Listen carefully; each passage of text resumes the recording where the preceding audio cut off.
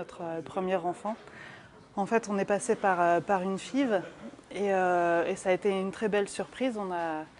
On a eu beaucoup d'ovocytes et là, je me suis dit que qu'on était vraiment chanceux et que je pouvais pas ne rien faire pour tous ces couples qui n'étaient pas aussi chanceux que nous. Et je m'étais fait la promesse que si ça fonctionnait, un jour, je donnerais. Et un jour, j'ai donné.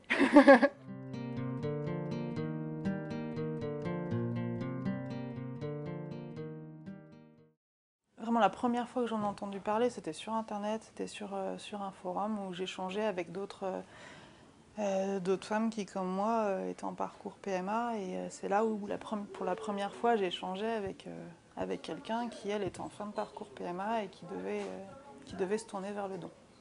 Et l'histoire de cette femme-là, elle m'a tout de suite beaucoup marquée. Pourquoi il n'y a pas plus de femmes? Pourquoi c'est pas plus connu? Et j'aimerais pouvoir faire quelque chose à ce niveau-là.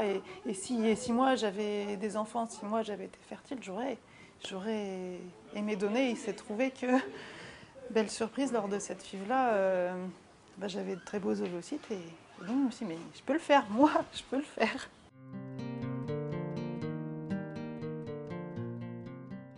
Mon conjoint a toujours été très présent à mes côtés. Il est venu à certains rendez-vous avec moi autant que possible.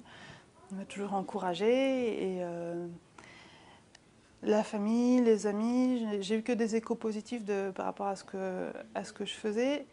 Il n'y a eu aucune réaction négative, aucun jugement.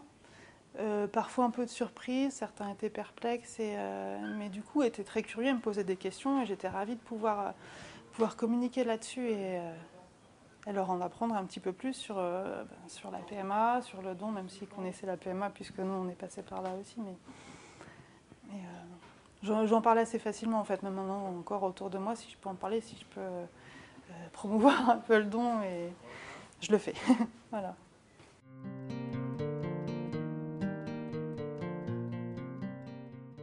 J'avais, entre guillemets, la chance d'arriver en terrain connu. Donc je savais ce que c'était une stimulation. J'ai pas eu cette appréhension de commencer pour la première fois les piqûres, mais bon, si je me suis relancée là-dedans, c'est que c'était pas insurmontable non plus.